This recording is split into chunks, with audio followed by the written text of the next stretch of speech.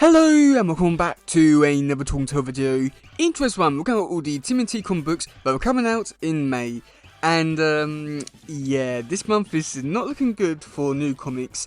Most of it is like reprints, and the other half is new stuff, but it's not looking good for this month. So yeah, let's try and drag this one out a bit. So yeah, okay. So starting on May 7th, we got the TMNT, the Best of Old Hob. And this is a reprint of like a bunch of old issues, and it's collecting some of the best moments of Old Hob, but I guess we'll wait and see about that. Now, this issue will be collecting stuff from the Villain Micro Series issue number 7, which is one where we've got to see how Hob became Hob, and how he became from the cat from the streets to like being experimented on by Baxter.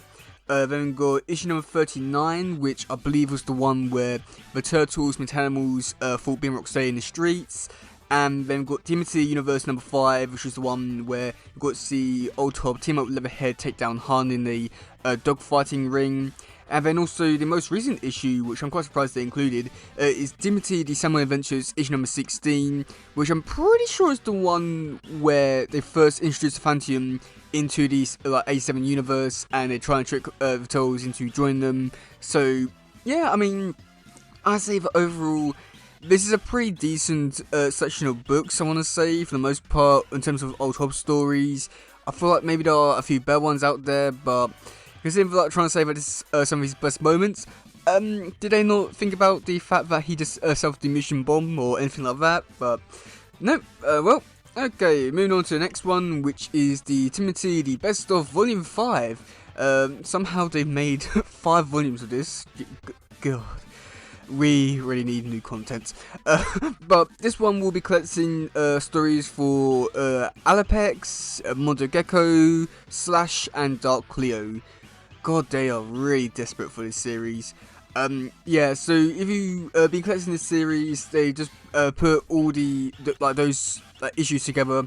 There isn't really too much to really talk about this one. If you've seen the contents from those ones, then you know we're getting. They don't list it here on the page which I'm reading it from, but they say that like some of the stories are like from Kevin Eastman, Peter Laird, Tom Waltz, Dan Clearon, Bran Lynchin, Seth Campbell, Ginny Barr, Andy Kun, Mateo Soloco, Deb Watcher, and a few others. So yeah.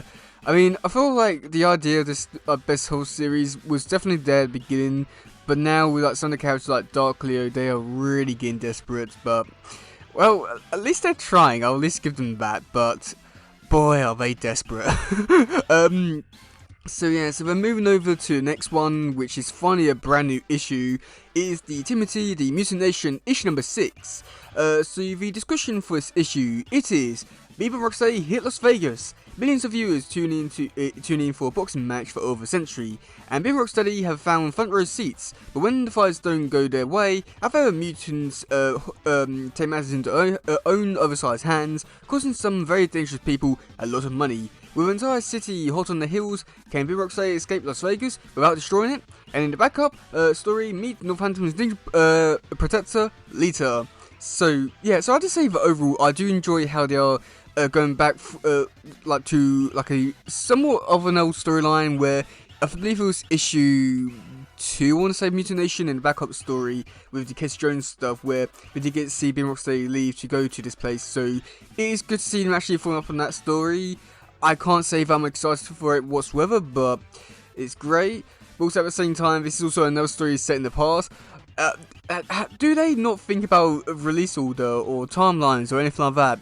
They are the worst for this kind of stuff, but at least they are somewhat following up on that storyline, but couldn't care less about it. But at the same time, with it being Rocksteady in Las Vegas, this honestly sounds like it's going to be a really fun issue to see what they're going to be doing up there. It's going to be entertaining, but I couldn't care less for it.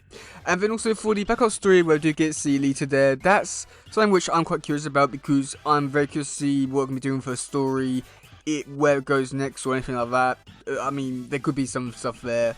We do have some covers. We've got a cover A done by Theo Penci, B done by Victor Kafiki, and 110 done by Omar Franci. I'd say that overall for the covers, they all do look really great and do sets up the story a little bit better than the actual description, so hopefully it does get me a bit more interested, but I guess we'll wait and see about that.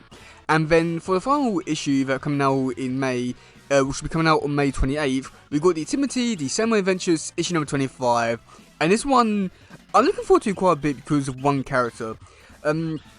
Okay, so for the description for this issue, it is, with the latest attempts to repair the dimensional portal resulting in catastrophic failure, Krang and Hob decide the best way to achieve their ends, freeing both Shredder and the Phantom, is to steal the portable dimension window from the TMNT, while the Tails lair is both hidden and well defended, two things that will keep our villainous crew from acquiring the portal in a quick and easy fashion. There's only one solution: hire another ninja to steal the device from them. Shredder has kept tabs on a formidable ninja who the Tails have trusted in the past, but can the bad guys talk her into joining the cause? That's rhetorical. If I don't convince her to help, we wouldn't have a story. Join us for return Lotus Blossom in as the Samurai Adventures continues. So yeah, I have to say that overall, I'm really excited to see like Lotus Blossom returning for this issue.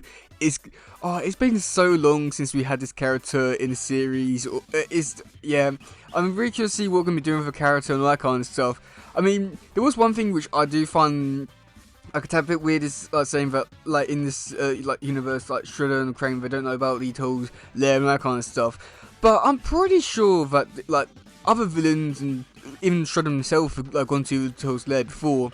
And it's never been really that defending whatsoever. Like most you're gonna find is like Splinter, but I'm pretty sure it's been like loads of characters who like visited the lair when they shouldn't have. So I don't think it's like that well hidden or well defended. It's just there down there, which they have pretty much forgotten about. So yeah, I mean, it does sound like a really great issue, and just really happy to see Lotus Blossom return. And then for the covers, we got cover A, which is done by Dan Schewing, and like lots of people will say that like Lotus Blossom looks really off, especially in the face, and yeah, it really does. Just something about it looks off. I think it might even be the hairstyle. Did she have black hair? I'm pretty sure she had black hair, but even like the costume, she doesn't look like Lotus Blossom. But I do hope they do somewhat explain that in the actual issue itself. But I guess we'll wait and see about that. And then cover B, done by Corey Lewis. Yeah, it looks great. And then for cover C, which is an interesting one, which is done by Ciro Nierelli, who did like the artwork for some stuff on 2012, and even was actually the one who actually created the 2012 show. So it's interesting to see him come back and do some covers for Tails, and now doing it for this version. It's very much in his style, and it looks a little bit off and weird, but either way, it looks decent enough, and yeah.